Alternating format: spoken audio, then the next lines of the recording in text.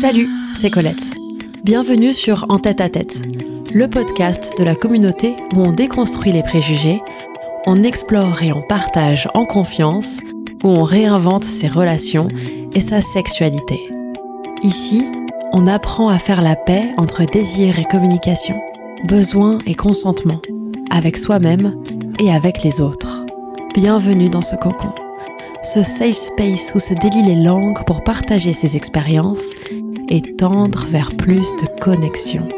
Je suis spécialisée en relations amoureuses et épanouissement personnel et j'aborde tous ces sujets dans ma communauté que tu peux rejoindre sur www.colette.seconfesse.fr. À tout de suite. Bienvenue sur le podcast pour faire la paix avec vos désirs et votre communication.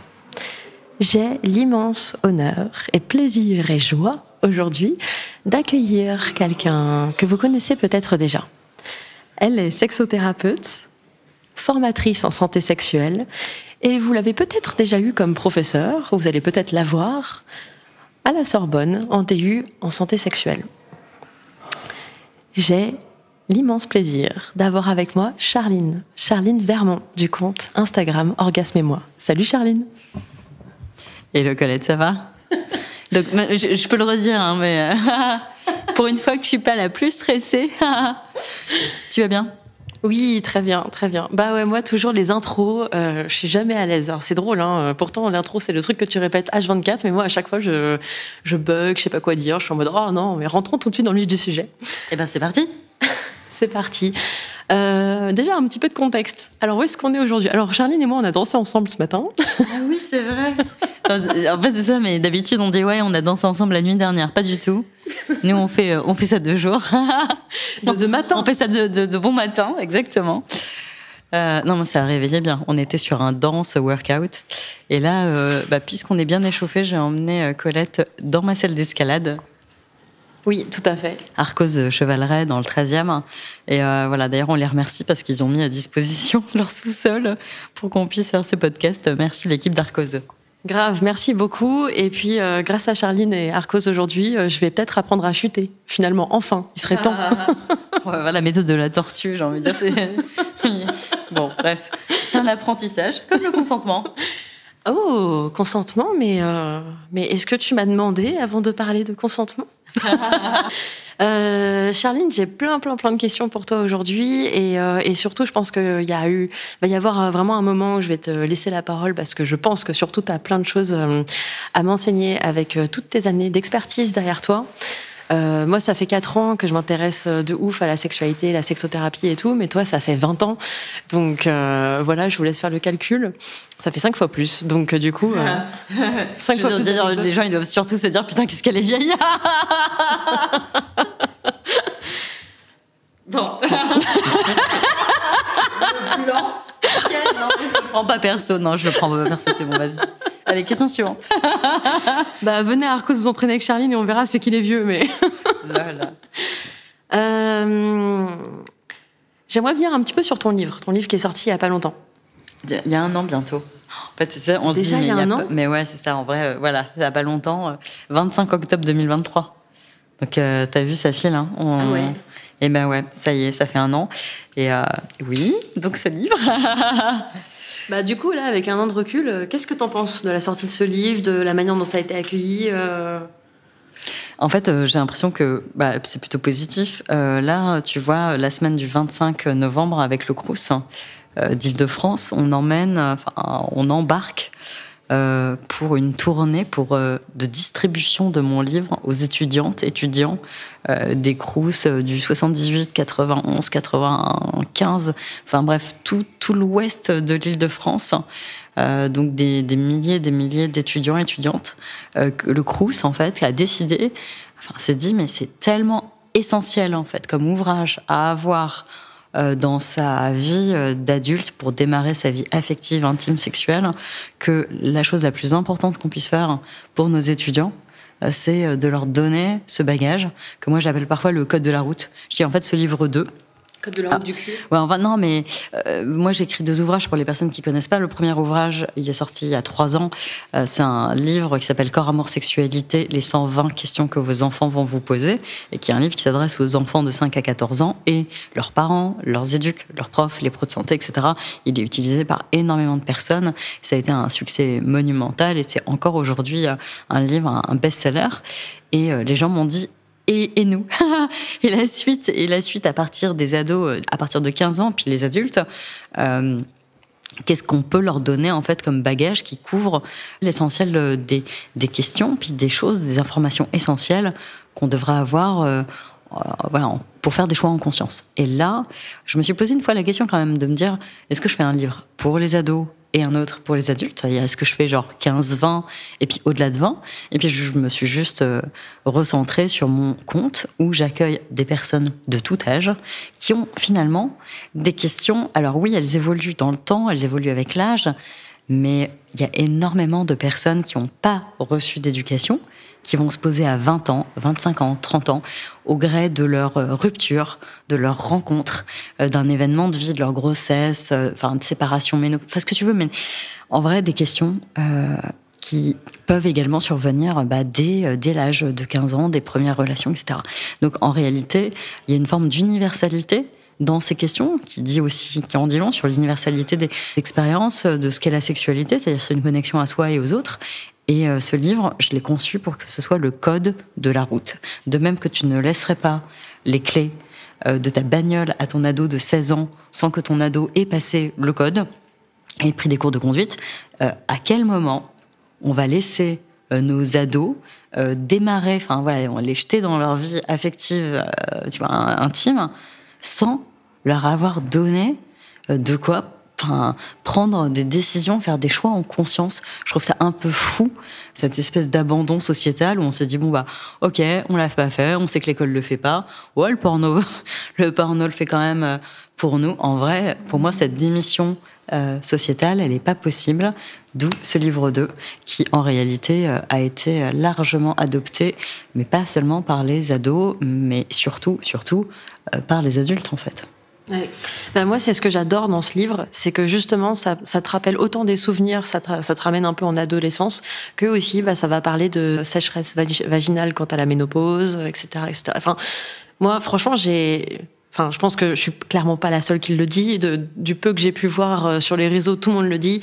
Il y a rarement un livre qui est aussi complet sur l'éducation à la sexualité et qui s'adresse justement à tout le monde et qui arrête de mettre comme ça les gens dans des cases. Oui, en fait, la grande difficulté de ce livre, alors oui, elle met tout le monde d'accord. Oui, j'ai des retours dithyrambiques.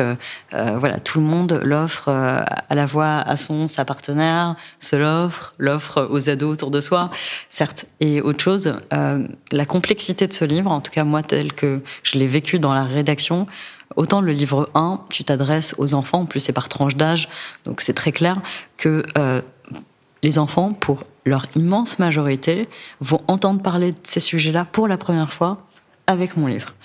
Autant quand tu t'adresses à des plus de 15 ans et adultes, tu te dis, les gens ont un bagage, une vie, qui ont précédé le moment où ils vont ouvrir ce livre, et il va falloir que je trouve un moyen de faire en sorte d'embarquer avec moi à la fois les pros de santé qui l'utilisent énormément en fait aussi en cabinet avec leurs patients, qui le mettent dans la salle d'attente, ce que tu veux, et qui eux ont un niveau, on va dire 8, tu vois, d'expertise sur 10, et en même temps les gens qui les ados de 15, 16, 17, 18 ans qui ont pas grand-chose comme bagage, qui vont embarquer au niveau 0. Donc il faut à la fois que les gens qui sont déjà pas mal renseignés sur le sujet ne s'emmerde pas et la sensation d'apprendre des choses. Et ça, c'est là où moi, effectivement, ma petite casquette de formatrice en santé sexuelle à nourrir les personnes qui aiment être nourries par des informations scientifiques hyper intéressantes, bien amenées, précises, et en même temps beaucoup de dessins.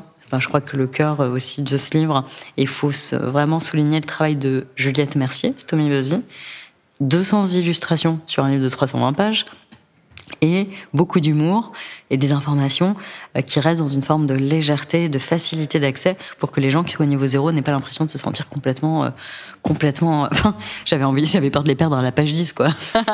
Et beaucoup de petites bulles de témoignages aussi. Ça, je trouve ça vraiment chouette parce qu'on retrouve un peu ton univers Instagram et tout le monde crée de l'empathie. Et ça tombe bien parce que l'empathie, on va y revenir un peu plus tard. Moi, j'ai appris quelques trucs aussi dans ton livre. Ouais. Bon, forcément, je pense que j'ai encore plein de trucs à apprendre, c'est clair. Mais il y a des choses où je me suis dit, ah ouais, mais ça, quand j'étais ado, je me suis jamais posé la question. Et ok, par exemple, l'hymen, le fait que l'hymen ait plusieurs formes, j'en avais aucune idée. Et aussi, alors ça, j'avais une petite question là-dessus, tu vois, une question que je me suis posée en lisant ton livre. Mais bon, peut-être que j'aurai pas la réponse aujourd'hui et c'est pas grave, mais en tout cas, je me suis demandé, parce que j'ai découvert aussi ce que c'était que l'éjaculat. Ouais. Donc l'éjaculat, alors si j'ai bien compris d'ailleurs, tu vas pouvoir me dire si j'ai des bons points, si j'ai bien compris. Mais si j'ai bien compris, du coup, l'éjaculat, c'est quelque chose qui peut ressembler en fait au sperme en termes de texture et qui est produit par le vagin et qui sont des pertes du coup plutôt grasses par les glandes de Skene. Bah tu vois j'ai encore des choses à apprendre. En fait, ce qui est hyper intéressant, c'est qu'on se demandait à quoi elles servaient ces glandes de Skene. C'est drôle. Voilà, il y a dans le corps des glandes, des organes, on se demande à quoi ça sert. En fait, c'est en analysant l'éjaculat qu'on a compris, on a trouvé des marqueurs prostatiques et on a compris en fait d'où venaient ces glandes de Skene qui sont un équivalent anatomique pour les personnes qui ont un vagin de la prostate, tu vois, des hommes cis. Voilà, donc effectivement cet éjaculat. Alors je pense que, comme je le dis souvent, on n'est qu'au début d'un cycle de recherche en santé sexuelle.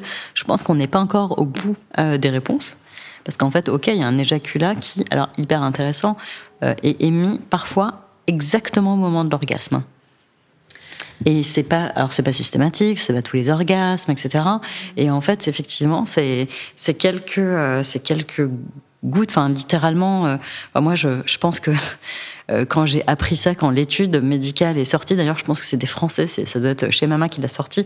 En fait, je me suis le nombre de fois où je me suis branlée en essayant de ressentir, tu vois, d'essayer de vraiment mettre ma main exactement au-dessus, en train de me dire, est-ce qu'au moment, et en fait, clairement, c'est palpable. T'as les doigts effectivement un peu collants après, ou comme après avoir touché du sperme. T'as des marqueurs prostatiques dedans. Et en fait, mais à quoi il sert cet éjaculat ? On n'a pas encore la réponse, mais c'est clairement, généralement, c'est un lien avec la reproduction. On est bien d'accord. Non, tu vois, ça tombe bien que tu parles du moment de l'orgasme, parce que ça m'est déjà arrivé de voir cet éjaculat sur les draps après un orgasme, etc., et de me sentir extrêmement gênée. Parce que sur le moment, souvent, je me suis demandé, tiens, mais est-ce que j'ai pas des mycoses ? Tu vois ? Et du coup, après, je vais chez la gynéco. C'est blanchâtre comme. Non, mais en fait, c'est que de l'éjaculat. Bon, voilà. Et donc c'est pour ça que quand par exemple, j'aime bien, j'avais dit on parle pas d'intimité aujourd'hui et je vais parler de ce qu'il y a dans ma culotte. Quand je me branle par exemple et que à travers ma culotte tu vois, et que en réalité le lendemain matin je me lève avec une culotte toute blanche. Tu vois, alors qu'il n'y a pas eu de relation, tu vois, juste avec moi-même. Oui, ça c'est mon éjaculat dans ma culotte, quoi. Tout va bien. Tout va bien. Voilà, éjaculat dans la culotte égale bonne journée, en gros. En vrai, toutes les journées devraient commencer par un éjaculat dans la culotte. Alors, c'est quoi votre secret, Charline ? Non, en vrai, vous prévez par le savoir. Ah là là là là. Voilà.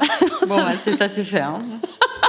Ça va être le titre de l'épisode. Toutes les journées dans la culotte. Nouvelle citation du jour. Là. Toutes nos journées devraient commencer par un éjaculat dans la culotte. En plus, les gens, quand tu leur dis ça, à aucun moment ils vont se dire que ça peut être un éjaculat de soi-même en fait. Ils vont forcément penser à un éjaculat de sperme. Et t'es là, non, pas, non, le mien, mon mien à moi. Voilà. Quoi, éjaculat voilà. Touche pas à mon éjaculat.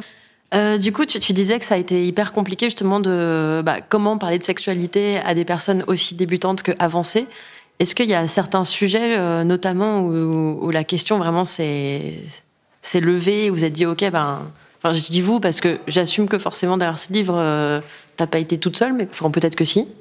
Alors non, je suis pas seule et j'embarque avec moi une super équipe de nénettes Tout d'abord, Sophie Nanteuil, qui est mon éditrice, Aurélie Starkman, également éditrice, Eulalie, Chantreux, éditrice. Voilà, puis Stéphanie Tarot. Il y a toute une bande de super meufs autour de moi. Estelle pour la maquette et Juliette pour les illustrations. Ensuite, moi, pour la partie consentement, pour le coup, comme je suis intervenante depuis des années en établissement scolaire, j'ai quand même une idée assez précise des messages que j'avais envie de faire passer sur ce chapitre. D'ailleurs, ce chapitre... Ok. Donc si vous entendez des sons en arrière-plan, ce n'est pas Charline qui est en train de se faire fouetter. C'est une personne à Arcos qui est en train de s'entraîner à la corde à sauter. Voilà. Mais tout va bien, on continue l'épisode. Et puis c'est bien, ça berce nos petites oreilles. Ça nous rappelle... ça nous donne quelques envies que vous ne saurez pas. Donc tu parlais de consentement, ça a été un sujet du coup lors de la création du livre ou... Non, c'était un chapitre qui était pour moi qui était roulant en fait entre guillemets parce que on s'est juste pris, j'allais dire la tête c'est un grand mot, mais on s'est juste on s'est posé pour réfléchir à un acronyme. Tu sais, en anglais, ils ont FRIES, tu sais, c'est freely given, révocable, etc. On essayait de trouver un truc qui, en français, arrivait à reprendre les grands principes du consentement, c'est-à-dire pour qu'il soit valide, le consentement dans la sphère intime sexuelle, parce que juste au cas où il faille le rappeler, le consentement, c'est partout, tout le temps, avec tout le monde. Voilà. Ensuite, dans mon livre, effectivement, c'est quand même un peu centré sur le consentement dans la sphère intime sexuelle. Et là, moi, j'étais là avec mes grands points. Tu sais, j'étais là enthousiaste, révocable, libre, éclairé, spécifique, etc. Et on va revenir sur tous ces termes, évidemment. Et c'est là qu'on est arrivé avec... en fait, on a mélangé... J'avais l'impression d'être trop Scrabble. Tu sais, on avait fini par mettre les lettres et essayer de les déplacer sur ordi. Et on a trouvé les règles. Ce qui est drôle, c'est les règles du consentement. Un truc un peu... C'est chouette, enfin, tu vois, genre, il y a un truc assez simple, immédiat. Et donc, les règles du consentement, le moyen mnémotechnique pour s'en souvenir. Alors, attends, est-ce que tu peux me c'est quoi le consentement? Parce que peut-être qu'il y a plein de gens qui n'ont jamais entendu ça. Ah, alors on revient à ça. Alors, le consentement, dans la sphère intime sexuelle, c'est l'accord que se donnent mutuellement deux personnes pour pratiquer ensemble des activités intimes ou sexuelles. Voilà. Donc ça c'est la base de la base, mais une fois qu'on a dit ça, c'est quand même un, abstrait, et deux, presque j'ai envie de dire incomplet. Mais t'as dit oui. Voilà, alors c'est reparti. Alors du coup, règles du consentement, d'abord je donne les acronymes, et puis ensuite on va les prendre, d'ailleurs, dans un ordre qui est celui qui me plaît. Règle R pour révocable. Le consentement, il est révocable à tout moment, on en parle dans quelques instants. E comme enthousiaste. Youhou, yeah, let's go. J'adore. G comme gagnant-gagnant. C'est-à-dire, en fait, il faut que ce soit mutuel. Et c'est je te respecte, tu me respectes, ensemble, on va passer un bon moment. L comme libre, E comme éclairé, S comme spécifique. Alors, c'est reparti, on reprend tout ça, et pas dans le même ordre. Le premier mot, pour moi, c'est enthousiaste. Je pense que c'est important de se rappeler qu'un consentement, il n'est valide que s'il y a deux personnes qui disent « Hey, j'ai trop envie de toi !» Moi aussi, j'ai pensé à toi toute la journée. On a envie de se bouffer mutuellement, on se bouffe mutuellement. C'est trop kiffant, on a trop envie de ça tous les deux. Ça, c'est du consentement. Si c'est « Ma chérie, ça fait longtemps. Ah non, mais là, ce soir... Mais si, ça fait longtemps. Enfin, allez, ça fait déjà... 3 heures, 3 jours. En vrai, quand il y en a un qui insiste, jusqu'à ce que l'autre cède... Non mais attends, moi j'ai besoin. Ah oui, t'as des besoins, c'est ça. Oui, j'ai des besoins. Effectivement. À partir du moment où vous n'êtes pas dans un état d'enthousiasme, mais en réalité vous dites oui par lassitude, pour avoir la paix, parce que l'autre insiste, et quelque part, en fait, c'est presque moins d'énergie, c'est horrible de dire ça, de finir par céder, que de continuer à résister, sans parler évidemment de tout le backlash après, en termes potentiellement d'insultes, de menaces, de chantage. À partir du moment où on cède, on ne consent pas. Céder n'est pas consentir. Ça, c'est un point important. Aussi, le fameux...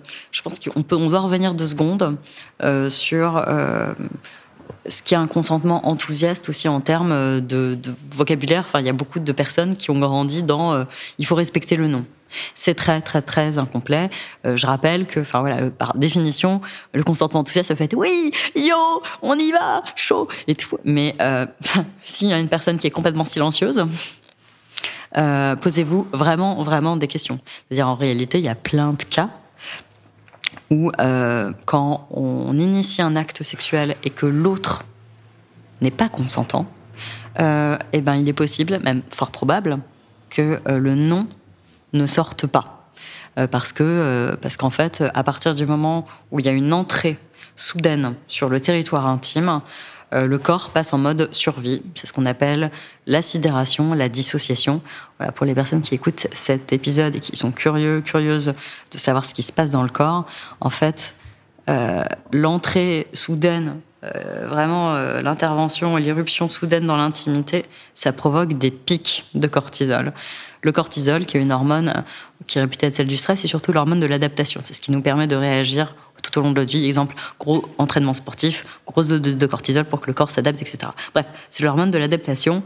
Quand il se passe un gros stress comme ça, grosse dose de cortisol à un niveau qui potentiellement est mortel. Le cœur peut s'arrêter s'il y a trop de cortisol dans le corps. Donc le cerveau se dit, alors attention, quelle est ma mission première ? Survie de l'individu. Très bien. Trop grosse sécrétion au niveau cérébral de cortisol. Je vais faire un petit court-circuit parce qu'on va faire en sorte que la personne survive. Et donc, cling, on déconnecte pour que le cortisol ne parte pas partout dans le corps. Et du coup, en fait, il y a une vraie, au niveau vraiment cérébral, une vraie dissociation qui se fait. Et tout ce qui va se passer après, typiquement, les événements, d'abord tous les souvenirs vont aller dans l'amygdale, qui est le siège de la mémoire traumatique.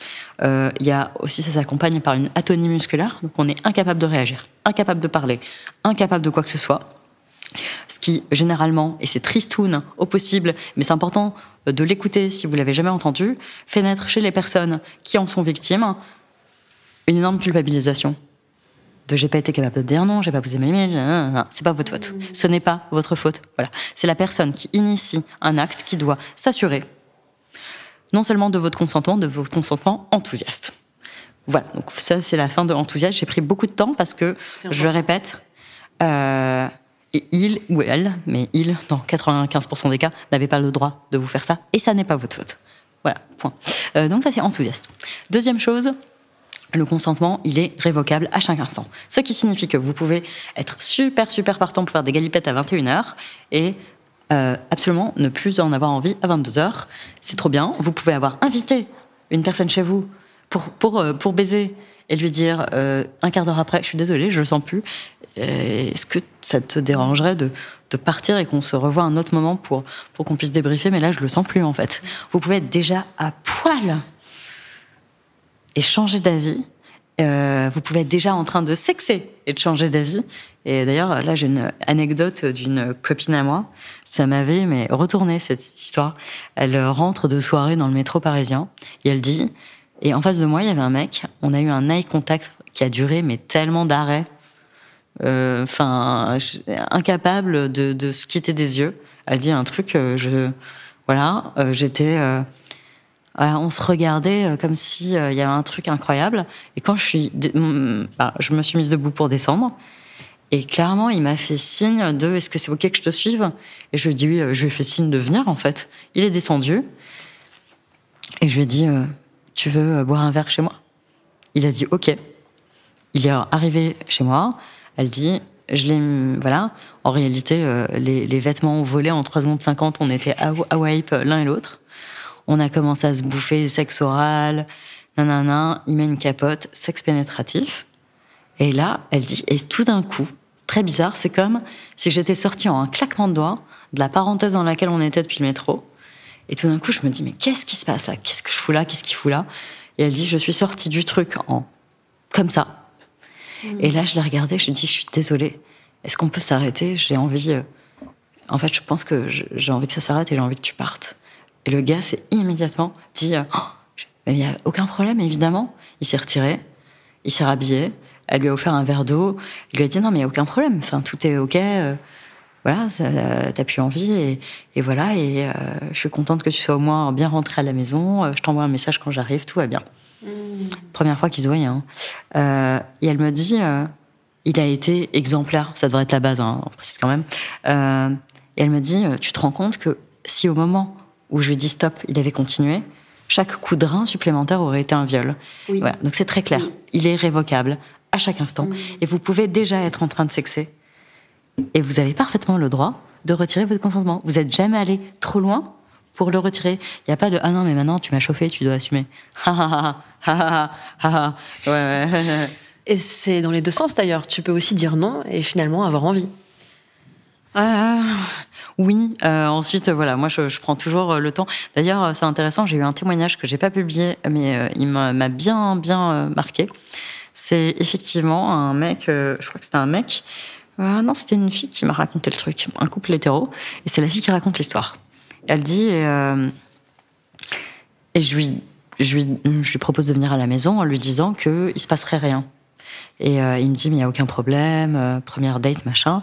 Il dort sur le canapé, et à un moment, elle dit, en fait, finalement, j'avais envie de lui, donc je suis allée le voir en lui disant que pour finir, c'était ok qu'il vienne dormir dans mon lit.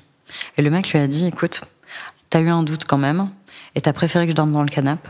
Alors ce que je te propose, c'est qu'en fait, on a toute la vie devant nous. Donc cette nuit, je dors dans le canapé, et t'as tout le temps de réfléchir et de réévaluer. Et si t'as envie qu'on se revoie et que je dorme dans ton lit, eh ben on se reverra avec grand plaisir. Et voilà. Et j'ai trouvé cette histoire hyper belle, en fait. Voilà.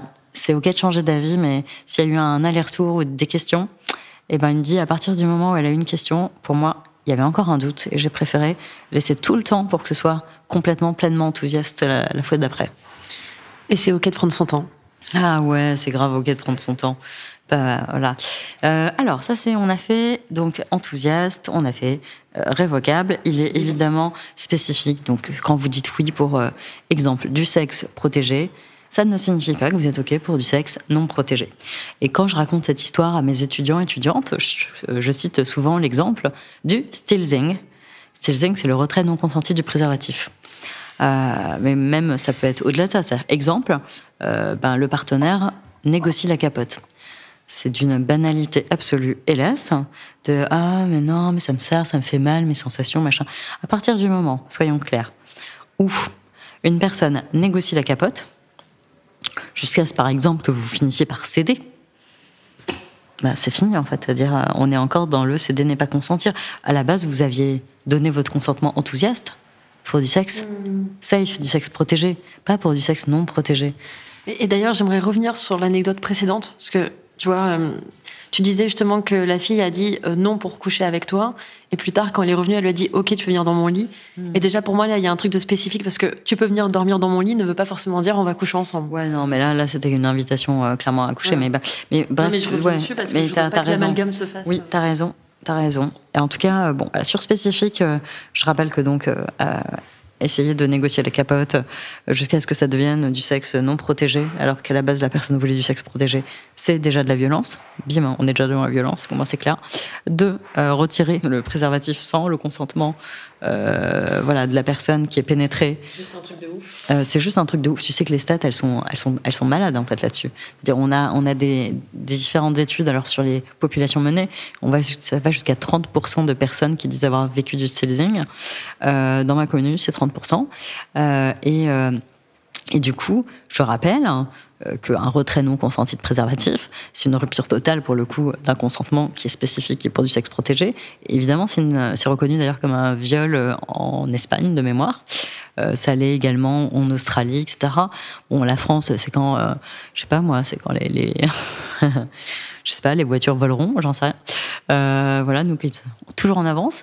Mais la réalité, c'est que, exemple, quand j'étais dans une de mes dernières interventions en étudiante, donc en fac de médecine, je vais pas la nommer, mais j'avais les étudiants d'ergo en 2e année, et j'utilise une appli pour qu'en direct les étudiantes votent sur des sondages.